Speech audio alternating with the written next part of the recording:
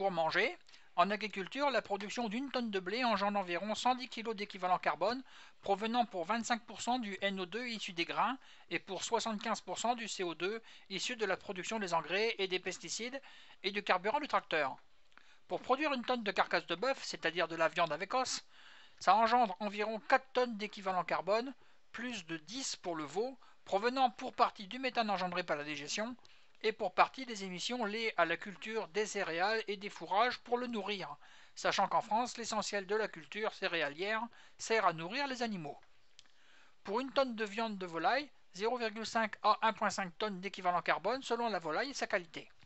Pour produire puis livrer, la fabrication d'une tonne d'acier produit environ 0,8 tonnes d'équivalent carbone à partir de minerais d'aluminium, environ 3 tonnes d'équivalent carbone aussi à partir de minerais, tous les gaz à effet de serre pris en compte. La fabrication d'une tonne de plastique engendre 0,5 à 1,6 tonnes d'équivalent carbone selon le type de plastique. La fabrication d'une tonne de verre engendre environ 0,4 tonnes, mais seulement 0,12 tonnes si on part du calcin, du verre récupéré puis pilé. La fabrication d'une tonne de ciment engendre environ 0,25 tonnes d'équivalent carbone. La fabrication d'une tonne de bois stocke environ 0,5 tonnes d'équivalent carbone. Utiliser une tonne de bois d'œuvre pour la fabrication d'une tonne d'acier, par exemple pour un bâtiment, permet une économie d'un puits de plus d'une tonne d'équivalent carbone au total si le bois provient de forêts européennes, car il faut que le bois soit replanté pour que la gestion forestière soit un puits, sinon il s'agit de déforestation. Le transport des marchandises. Le transport d'une tonne de fruits venant d'Espagne, 1000 km en semi-remorque engendre environ 25 kg d'équivalent carbone. Ce chiffre tient compte du taux moyen de trajet à vide effectué par les poids lourds ainsi que le taux moyen de remplissage du camion. Une tonne de pommes venant du maraîcher du coin en utilitaire léger, à 25 km, engendre environ 3 tonnes d'équivalent carbone. Une tonne de mangue venant d'Afrique du Sud par avion et parcourant 10 000 km en chiffre rond engendre 3,2 tonnes d'équivalent carbone. Une tonne d'orange venant de Tunisie par avion engendre environ 1,2 tonnes d'équivalent carbone. Une tonne de courrier Paris-Nice par train de nuit que la Poste a abandonné il n'y a pas longtemps engendrait 2 kg d'équivalent carbone. En camion, elle en fera 20 kg. Et en avion, Chronopost, l'équivalent de 550 kg, 250 fois plus qu'en train. Encore une fois, tout ce qui transite par avion engendre des émissions considérablement plus importantes que par tout autre moyen de transport, mais cela ne rend pas le camion, et même le train dans certains pays d'Europe, climatiquement vertueux pour autant. Bien sûr, toutes ces indications correspondent à des valeurs moyennes et sont susceptibles, notamment pour l'alimentation, de varier en fonction des circonstances. On peut trouver sur un site quelques considérations sur les actes individuels qui permettent de réduire les émissions de gaz à effet de serre.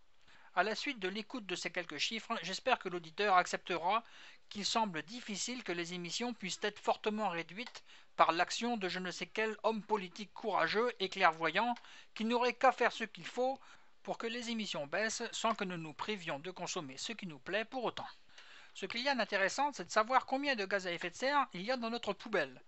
Nous jetons chaque jour un peu plus de déchets ménagers, et ce un peu plus au quotidien fait rapidement beaucoup plus. Nous avons augmenté ces déchets de 33% en 10 ans. C'est considérable. Ces déchets comportent certes des épluchures de patates, mais surtout beaucoup de produits provenant de l'industrie. En France, la production de déchets ménagers par habitant, en kilos en France, en 1980, 290, en 1990, 360. Pour l'Allemagne, on est passé de 348 à 333. Pour le Royaume-Uni, 312 à 348. Pour l'Italie, 252 à 348. Et pour l'Espagne, 270 à 322. Il y a aussi la composition des ordures ménagères. Le poste le plus important, ce sont les déchets putrescibles, 28,8%, c'est-à-dire 125 kg par habitant. Le papier, 16,2%, donc 70 kg par habitant. Le carton, 9,1%. Le plastique, 11,1%. Le verre, 13,1%. Les métaux, 4,1%. Incombustible, 6,8%. Les combustibles divers, 3,2%. Les textiles, 2,6%, etc. Il est facile de constater que les déchets organiques ne constituent qu'une petite partie de ce que nous jetons. Or, la production et le travail de tous ces matériaux que nous finirons par jeter a consommé de l'énergie et engendré des émissions de gaz à effet de serre. Par exemple, pour faire un produit en acier à partir de minerai de fer, il faut effectuer les actions suivantes, dont chacune a conduit à l'émission de gaz à effet de serre. Extraire le minerai, le transporter, Le réduire avec du charbon, c'est cette opération faite dans un haut fourneau qui engendre de grosses émissions.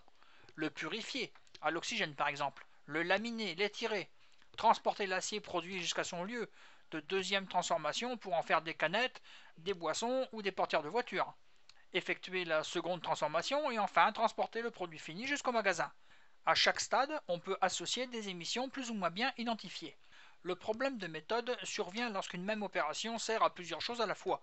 Par exemple, si un bateau transporte en même temps des machines à laver et des serviettes éponges, il faut décider d'une règle pour partager les émissions du bateau entre les éléments de la cargaison. Au poids, au volume, ce n'est pas toujours évident.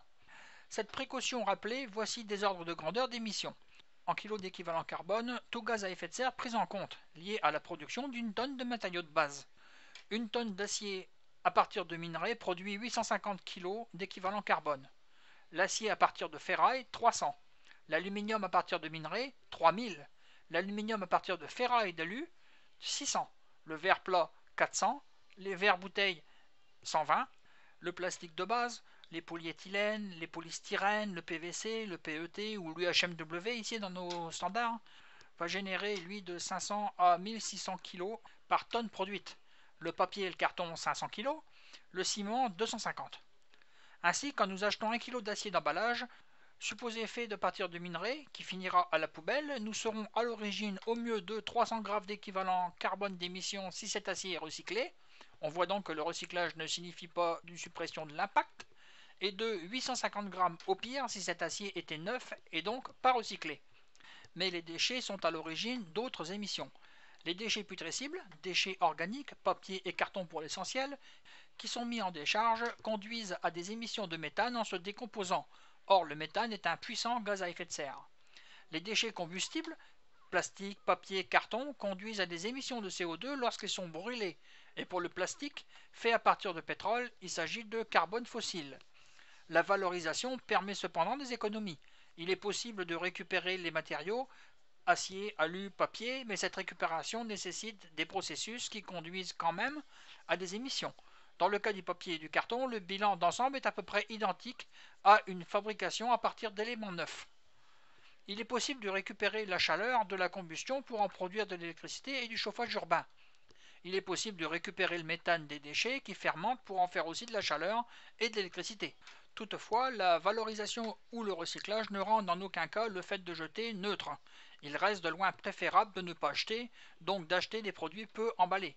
En tenant compte de la proportion des diverses filières en France, décharge, incinération, avec ou sans valorisation, et en prenant des valeurs moyennes pour les émissions de gaz à effet de serre liées à la production des divers matériaux que nous jetons, voici la quantité de gaz à effet de serre que nous allons trouver dans la poubelle d'un Français moyen.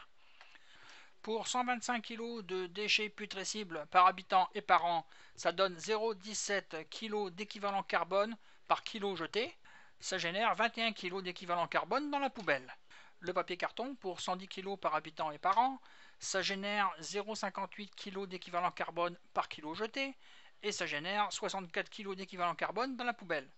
Les plastiques, c'est 48 09 43, le verre 57 028 16, les métaux 18 06 11, les autres 76 05 38, ce qui fait un total de 434 kg par habitant et par an. Il s'ensuit que notre poubelle contient environ 200 kg d'équivalent carbone par personne et par an, environ, soit un petit 10% de l'émission moyenne d'un Français.